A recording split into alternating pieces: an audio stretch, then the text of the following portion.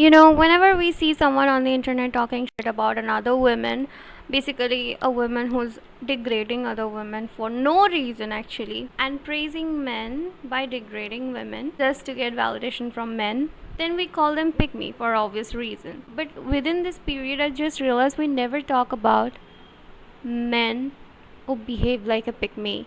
Like there are some men I found on the internet, they always talks for us to get the validation from female audience. Boys will say women are nothing, then go pray to Durga for strength, Lakshmi for wealth, and Saraswati for wisdom. There are so many male creators these days on Instagram who are trying to get picked by the girls as well. That's what made me realize that they want to get picked, they want to be recognized, they want to get validated by the audience. These days whenever we post something on social media, लोग हमको वैसे ही 4 tags दे देते हैं. 1. If you are a man and supporting a woman, that means you are a simp. If you are a man and supporting another man, that means you are a misogynist. If you are a woman and supporting another woman, that means you are a feminist. If you are a woman and supporting a man, then you are a pygmy. And there are no in between these. But you see the fifth finger in here? This is called extremism, and when you are an extremist, you affect all of these parts in different way. And the reel I just showed you, this is the perfect example how the extremism took advantage of feminism and made misandrous. I hope you understood what I tried to say. I detached myself from social media for 2 months just for a man. So in the meantime, I decided to focus on a man I'm in love with, and I focused on taking care of my skin, my hair, and my health. Have I failed as a female? Am I a disgrace to this feminist world, or am I just a pick me? We're gonna find out the answer through a reel that Instagram recently suggested me, which is insane that Instagram never fails us to suggest us reels that we are going through.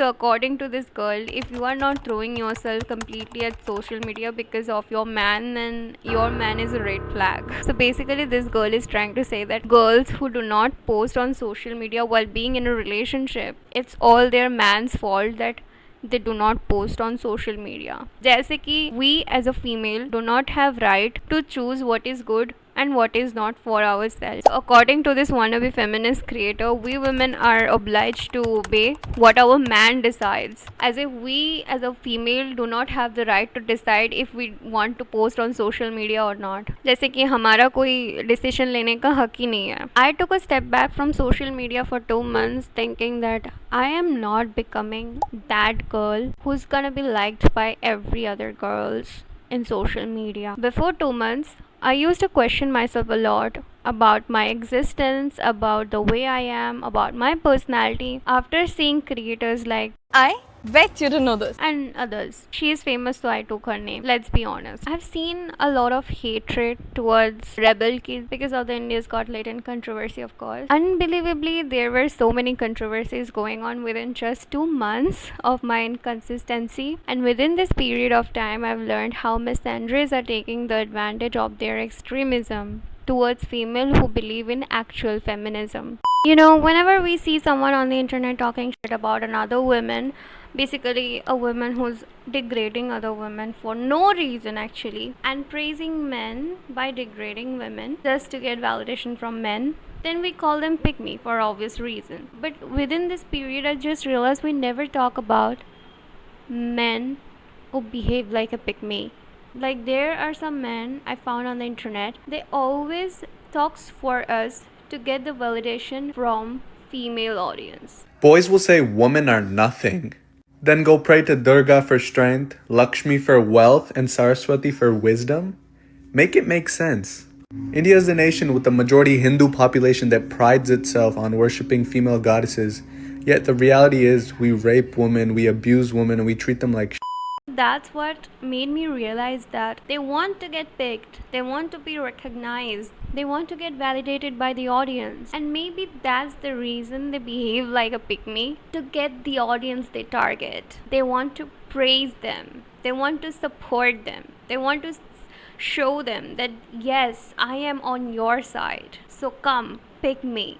So I have learned that it doesn't matter that's a girl or a guy. So I have noticed in this creator journey that whenever a girl wants to target male audience for her channel or for her profile, and in order to get the targeted male audience, she always tries to do things that gonna release the dopamine of the men, or saying stuffs that gonna boost the confidence of the men. यार एक आदमी ना हमेशा उसे ये चाहता है कि उसकी जो पार्टनर है वो उसको समझे. And whenever a girl wants to get girl audience, they always talk about things, make contents. Basically, they talk about things that feel powerful, independent, can boost the confidence of women as well for the girl audience. And there are so many male creators these days on Instagram who are trying to get picked by the girls as well. Like, look at this guy. Girls aren't complicated. You just don't pay enough attention. If she's serious, she's tired. She wants you to check on her.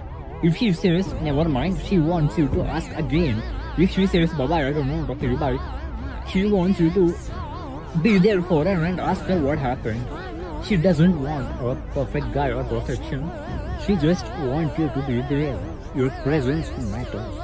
For example, this guy's profile is completely filled with reels that only supports female. Just see how he milked everything about women. So if you want to be a content creator or you are a content creator, being a pick-me is not a bad thing for your business to grow at all. But there's a common pattern I have noticed, that these content creators in the first place victimize their targeted audience. अगर मैं किसी mail audience को target कर रही हूँ, पहले ही मैं start कर रही हूँ उनको बोलना कि लड़के भी दुखी होते हैं, लड़के भी रोते हैं, ये वो. एक आदमी की आंखें जितनी बात करती है ना वो उसकी ज़बान नहीं कर पाती है. ये अपनी आंखों से बता देते हैं कि मैं शांत हूँ.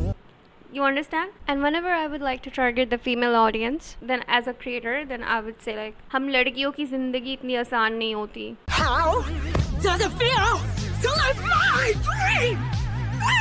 हम लड़कियों के साथ ये होता है, ये वो. It's like that. I would always praise all the flaws. I would always show that how I am embracing all the flaws in myself, no matter how insecure I am inside. I would show you how confident I am within myself. This is okay. This is okay. This is okay. Everything is okay.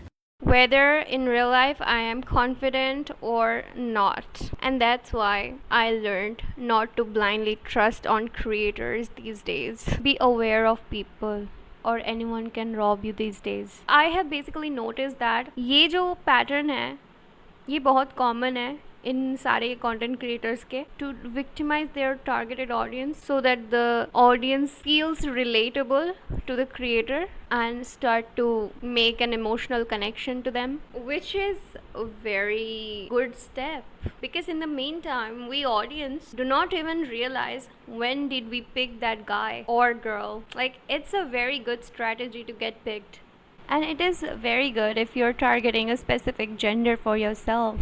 So I just realized that calling a content creator a pick-me is not disgraceful at all. But before being a creator, do not forget to decide whom you want to get picked up by before you victimize yourself by the hate of the internet. So choose your audience carefully and do not cry.